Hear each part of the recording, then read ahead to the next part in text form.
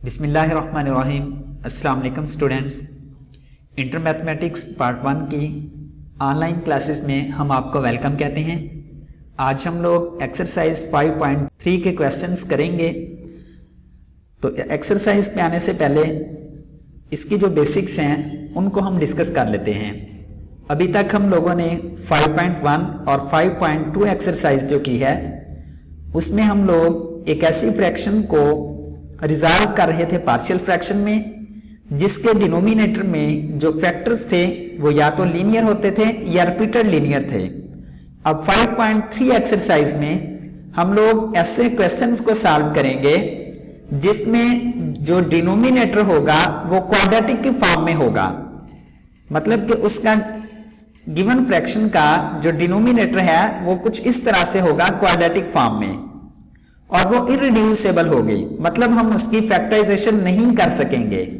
तो उस सूरत में हमने जो फार्मूला यूज करना है पार्शियल फ्रैक्शन में रिजॉल्व करने के लिए वो कुछ इस तरह से होगा कि एक क्वाड्रेटिक फैक्टर के लिए हमने दो कांस्टेंट को इंट्रोड्यूस इस तरह से करवाना है कि उनमें से एक कांस्टेंट के साथ हम x को मल्टीप्लाई करवाएंगे प्लस सेकंड कांस्टेंट।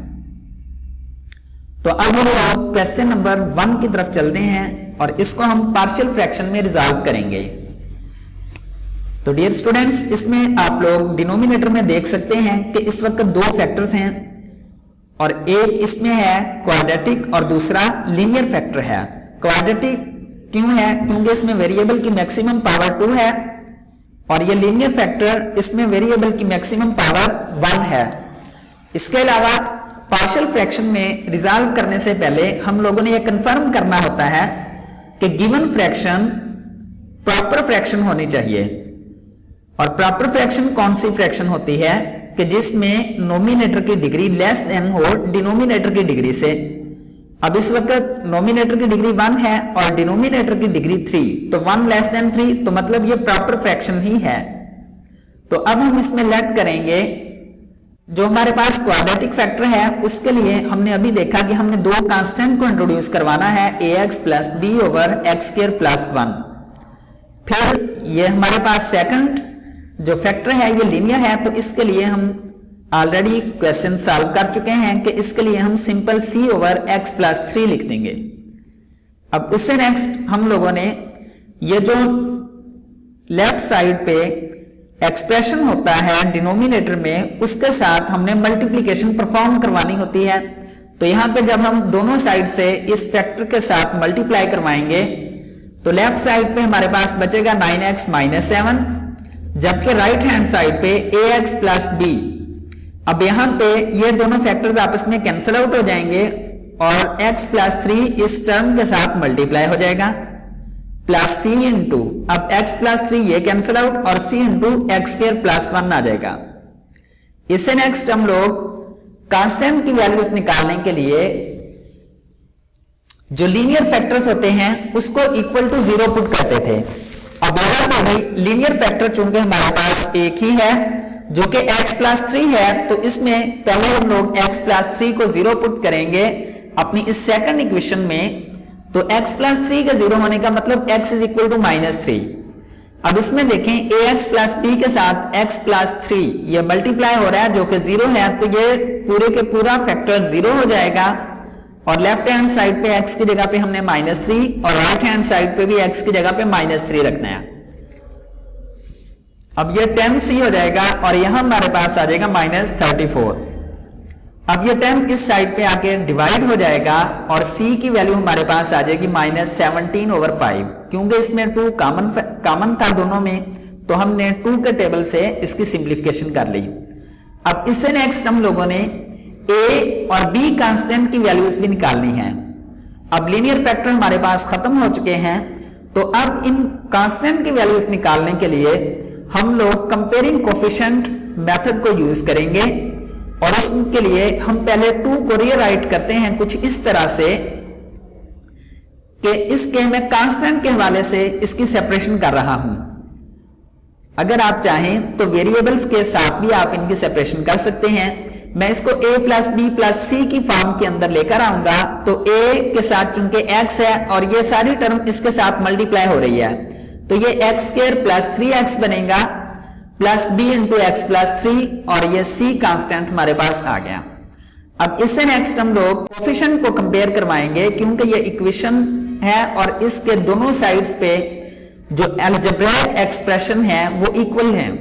ये इक्वेशन 2 कब होगी? जब इसमें जो वेरिएबल की पावर्स हैं उनके कोफिशिएंट भी इक्वल हों। तो इसलिए अब हम एक्स स्क्वायर एक्स और एक्स नॉट मतलब जो कांस्टेंट टर्म्स होंगी उसका कोफिशिएंट उसका जो वेरिएबल है उसको हम x रेज़ टू पावर 0 के साथ डिनोट कर रहे हैं। तो इसमें अब देखें एक्स स्क्वायर का कोफिशिएंट a और प्लस c, जबकि लेफ्ट साइड पे अगर आप देखें तो एक्स स्क्वायर यहां पे 0 है तो मतलब a plus C is equal to 0। अगर आप x का कोफिशिएंट देखें तो 3 है plus b is equal to 9। इसी तरह से अगर हम कांस्टेंट टर्म्स को देखें तो 3b plus c is equal to -7। अब c की वैल्यू हम लोग ऑलरेडी फाइंड आउट कर चुके हैं तो c की ये वैल्यू हम इक्वेशन 3 में पुट करेंगे तो यहां से हमारे पास a की वैल्यू आ जाएगी। इससे नेक्स्ट अब हम लोग इनमें से किसी भी इक्वेशन को यूज करते हुए हम लोग b की वैल्यू भी निकाल सकते हैं और मैंने जो वैल्यू यूज की है वो a की वैल्यू यूज की है। तो हम क्या करते हैं, हम a की वैल्यू को 4 में जब प्लेस करेंगे तो यहां से हमारे पास b का आंसर आ जाएगा -6/5। अब a, b और c ये तीनों कांस्टेंट की वैल्यूज हम इक्वेशन 1 में पुट करते हैं तो फाइनली हमारे पास ये रिजल्ट आएगा। अब इस टर्म का हम एलसीएम ले लेते हैं, दोनों के डिनोमिनेटर में 5 है तो 17x - 6/5 ये बन जाएगा और ये 5 इसके साथ मल्टीप्लाई हो जाएगा और प्लस माइनस माइनस यहां पे हम साथ में राइट डाउन कर देंगे और फाइनली हम लोगों ने इस फ्रैक्शन को पार्शियल फ्रैक्शन में इस तरह से रिजॉल्व कर लिया। अब इससे नेक्स्ट क्वेश्चन नंबर 8 है। अब क्वेश्चन नंबर 8 को अगर हम देखें तो ये हमारे पास लीनियर फैक्टर है लेकिन रिपीटेड है 5.2 और इसके लिए अभी हमने देखा कि इसको रिजॉल्व करने के लिए हम दो कांस्टेंट इंट्रोड्यूस करवाएंगे जो कि यहाँ पे cx प्लस d हमने इंट्रोड्यूस करवाए हैं और इसके लिए हमने दो कांस्टेंट ही लिखने थे a प्लस b और वो इस तरह से कि a over x minus 1 plus b over x minus 1 whole का स्क्वायर। फिर नेक्स्ट स्टेप के ऊपर हमने इस इक्वेशन को फ्रैक्शन से रिजॉल्व करवाना होता है तो उसके लिए जो भी लेफ्ट हैंड साइड पे डिनोमिनेटर में टर्म होती है हम उसके साथ पूरी इक्वेशन को मल्टीप्लाई करवाते हैं। अब लेफ्ट हैंड साइड पे हमारे पास 1 बचेगा और राइट हैंड साइड पे x माइनस 1 एक x माइनस 1 से कैंसिल आउट और बाकी हमारे पास x minus 1 into x square plus 2 इस a के साथ मल्टीप्लाई हो जाएगा। इसी तरह से b के साथ ये दोनों टर्म्स आपस में कैंसिल आउट हो जाएंगी और एक्स स्क्वायर प्लस 2 फैक्टर बच जाएगा cx प्लस d इंटू अब ये दोनों कैंसिल आउट और x माइनस 1 होल स्क्वायर आएगा। अब यहां पे हमारे पास लीनियर फैक्टर चूंकि सिर्फ एक ही है तो उसी को हम 0 पुट करेंगे अपनी इस सेकंड इक्वेशन में। तो जब x माइनस 1 को हम 0 पुट करें तो इसका मतलब x इज इक्वल टू 1 होगा। तो इस इक्वेशन में अगर हम देखें तो cx प्लस d के साथ भी x माइनस 1 मल्टीप्लाई हो रहा है और इसके साथ भी, इसका मतलब ये दोनों टर्म्स तो 0 हो जाएंगी और यहां से हमारे पास सिंप्लीफिकेशन के बाद b की वैल्यू आएगी 1/3। अब हमारे पास मजीद लीनियर फैक्टर नहीं है तो उसके लिए अब हम इक्वेशन 2 को रीराइट करेंगे और पहले हम इन दोनों को मल्टीप्लाई करवाते हैं। एक्स क्यूब बनेगा plus 2x minus X square और -2 plus b into this one and c into अब इस a minus b whole square का जो फार्मूला है वो हमने यहां पे ओपन कर दिया। उससे नेक्स्ट आप लोगों ने लास्ट क्वेश्चन में भी देखा कि हम इसको कांस्टेंट के हवाले से सेपरेट कर रहे हैं a b c और d के साथ। a के साथ हमने ऑलरेडी ये काम कर लिया, b के साथ भी, और अब इस टर्म को अगर हम देखें तो cx प्लस d तो इसको हमने चूंकि c के साथ ला करना था और ये x भी इसके साथ मल्टीप्लाई हो रहा है तो ये x cube minus 2x square plus x बन जाएगा प्लस ये वाला d into x square minus 2x plus 1 ये एज इट इज आ गया। अब यहां पे फिर हम लोग कंपेयर करवाएंगे इनके कोफिशिएंट्स को चूंकि maximum power left hand side पे एक्स क्यूब है तो हम x cube, x square, x और एक्स रेज टू पावर 0 और ये क्या था कांस्टेंट। तो अब हम इनको कंपेयर करवाते हैं। अगर हम लेफ्ट हैंड साइड पे देखें तो एक्स क्यूब का coefficient a plus C, left hand side पे 0 तो a plus C is equal to 0।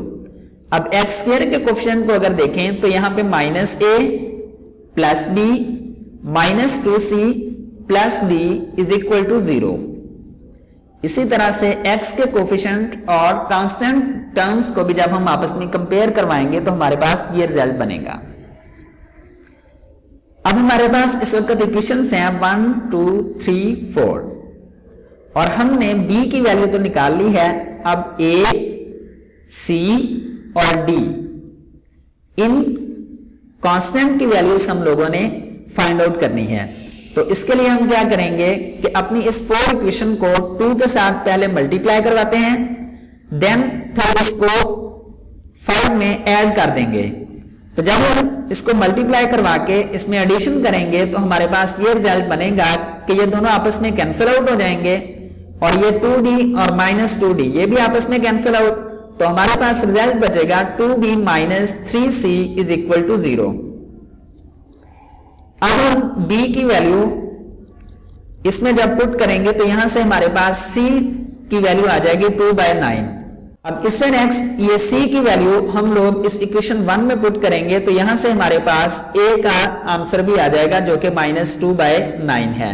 इससे नेक्स्ट अब हम लोगों ने सिर्फ d की वैल्यू फाइंड आउट करनी है। तो उसके लिए हम क्या करते हैं कि a और b की जो वैल्यू हमने निकाल ली है वो इक्वेशन 6 में पुट करेंगे। तो आफ्टर सिंप्लीफिकेशन d की वैल्यू हमारे पास आ जाएगी -1/9। अब हमने तमाम कांस्टेंट की वैल्यूज निकालनी है तो इनको अब हम इक्वेशन 1 में पुट करेंगे। तो इक्वेशन 1 में जब हम इसको पुट करते हैं तो हमारे पास इसकी पार्शियल फ्रैक्शन होके फाइनली ये आंसर आ जाएगा। तो इससे नेक्स्ट अब एक क्वेश्चन जो कि इस एक्सरसाइज का लास्ट क्वेश्चन है, क्वेश्चन नंबर 10। ये थोड़ा आप लोगों को देखने में लग रहा होगा कि हमने पार्शियल फ्रैक्शन के जितने भी केसेस पढ़े उसमें यही बात हमने की कि या तो डिनोमिनेटर लिनियर हो या क्वाड्रेटिक। अब यहाँ पे x रेज टू पावर 4 के साथ डिनोमिनेटर आ चुका है। तो इस क्वेश्चन को देखकर आप लोगों ने परेशान नहीं होना, बल्कि इसको हम सिंप्लीफाई करेंगे और क्वाड्रेटिक में रिड्यूस कर लेंगे। वो इस तरह से कि इस x की पावर 4 को हम लोग लिख सकते हैं x स्क्वायर का स्क्वायर और इस 1 को भी +1 का स्क्वायर। तो मतलब a square plus b square. तो इसके साथ 2x स्क्वायर अगर बन जाए तो ये पूरा हमारे पास क्वाड्रेटिक का स्क्वायर बन जाएगा। तो 2x स्क्वायर लिखने के लिए चूंकि लेफ्ट हैंड साइड पे x स्क्वायर है तो इस x स्क्वायर को हम 2x square minus x square की फॉर्म में लिख सकते हैं, नो प्रॉब्लम। तो इससे नेक्स्ट अब चूंकि ये हमारे पास मुकम्मल फार्मूला बन रहा है x square plus 1 whole square का और माइनस x स्क्वायर। अब यहाँ पे अगर आप देखें तो a square minus b square का फार्मूला बन रहा है। तो उसी फार्मूले को यूज करते हुए चूंकि a की जगह पे हमारे पास x स्क्वायर प्लस 1 है और b की जगह पे x है, तो हमने एक बार इसको प्लस के साथ और फिर माइनस के साथ इसी को राइट डाउन कर दिया। अब हमारे पास ये जो डिनोमिनेटर है वो क्वाड्रेटिक फैक्टर्स की फॉर्म में आ चुका है। तो इससे नेक्स्ट बेटा आप लोगों की ये असाइनमेंट होगी। ये क्वेश्चन आप लोगों के सामने आ चुका है, स्क्रीन को पास करें और यहाँ से आप इसको मजीद चेक कर सकते हैं। लेकिन ये क्वेश्चन आप लोगों की असाइनमेंट के तौर पे मैंने आपको दिया है, क्वेश्चन नंबर 10 और क्वेश्चन नंबर 6।